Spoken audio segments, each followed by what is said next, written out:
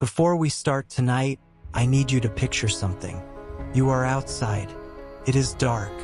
The snow is coming down hard enough that you cannot see more than 10 feet ahead. You are cold and you are lost, and the only comfort you have is that you can see your own footprints behind you.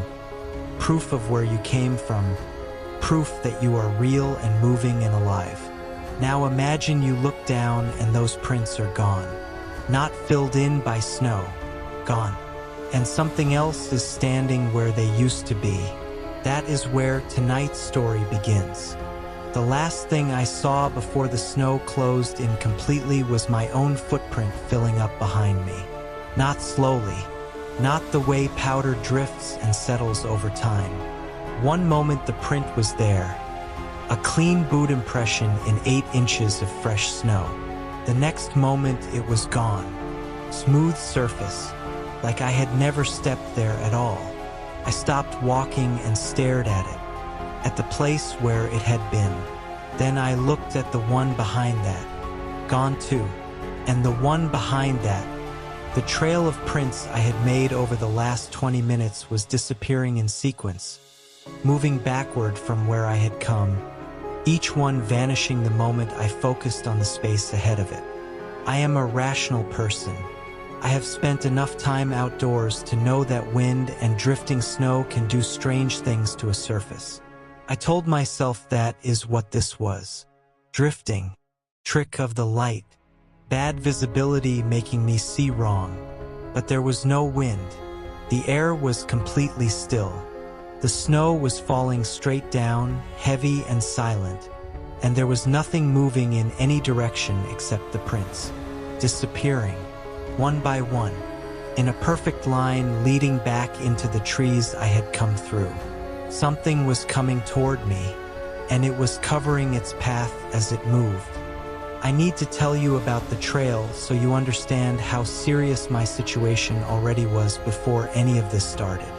Carver Ridge is a 10-mile loop in the northeastern part of the state. I have hiked it 4 times, twice in winter. It is not a beginner trail, but it is well marked, and I had done it with a full pack in worse forecasted conditions than what the morning had predicted. The storm was supposed to skirt the ridge entirely. Light flurries at most. I had checked 2 sources. The blizzard started 2 hours in. Not gradually. It arrived the way a door slams, sudden and total, and within 15 minutes visibility dropped to maybe a car length in any direction. The trail markers, orange blazes on the trees, disappeared under accumulation.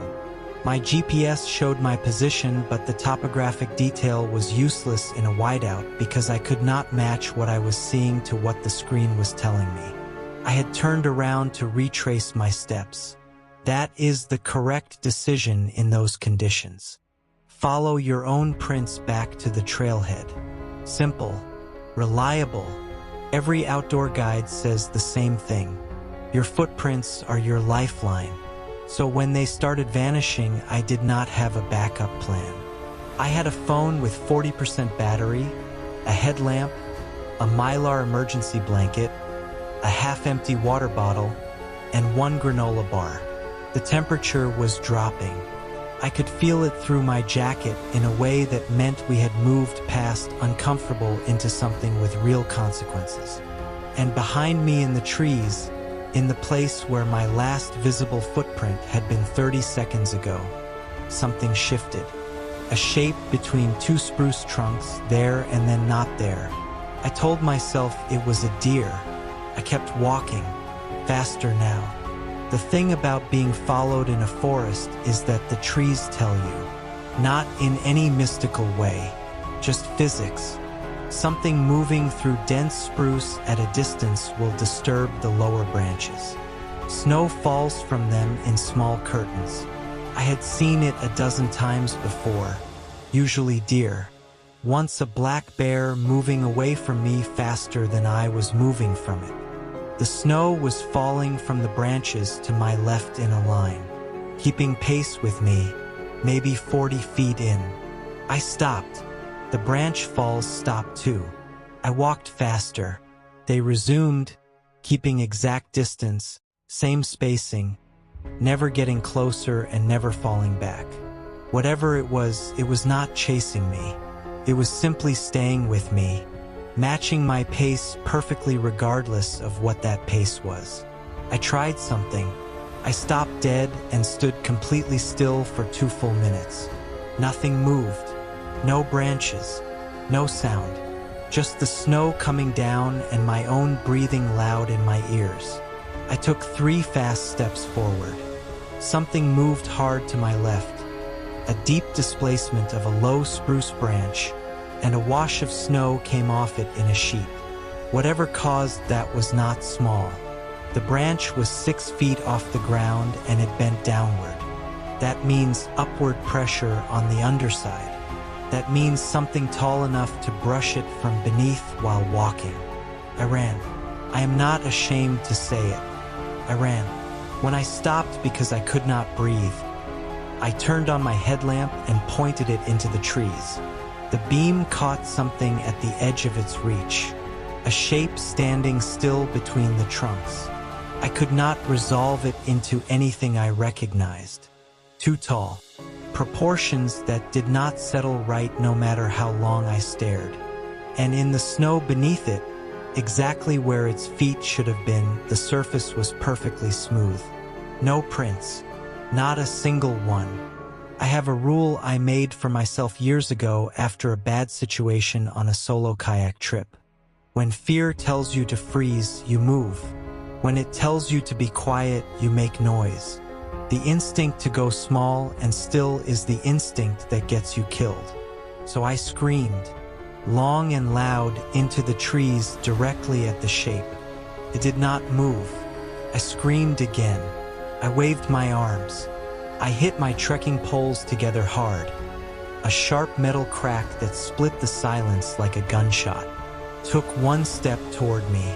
1 step. Slow and deliberate. And in the snow where that foot landed, nothing. No compression. No print. The snow surface stayed perfect and unbroken, as if the weight of whatever this was simply did not apply to the physical world the way my weight did. I ran again, harder this time. I did not watch where I was going. I hit a slope I had not seen, went down hard, rolled, came up with a gash on my palm from something under the snow and kept running. My headlamp caught a trail marker 15 feet ahead, orange under a thin coat of ice, and I lunged for it and got my bearings and ran the correct direction. I looked back once. It was closer, maybe 20 feet behind me and closing, still moving at that same slow, deliberate pace. But it was closer because the distance between us had simply changed without it appearing to move faster. Like the math of the space between us was being adjusted rather than the speed. I saw its face for the first time then. My light hit it directly. I am not going to describe it, not because I cannot remember, because I have decided that some details are better kept inside and not put into words where they can travel.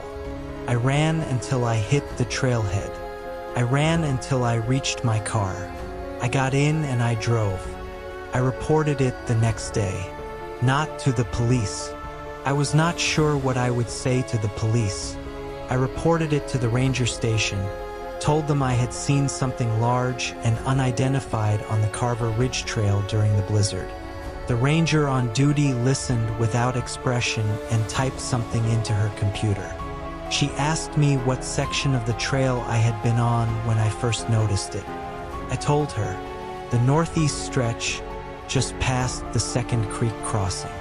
She nodded slowly, asked if I had seen any tracks. I said no. That was the thing. No tracks at all. She nodded again, turned the monitor slightly so I could see it. There was a map on the screen, a topographic overlay of Carver Ridge. And on the northeast section, just past the Second Creek crossing, there were small red markers. 14 of them. I asked her what they marked. She said they marked the locations where hikers had last been seen on that trail over the past 11 years. All of them in winter.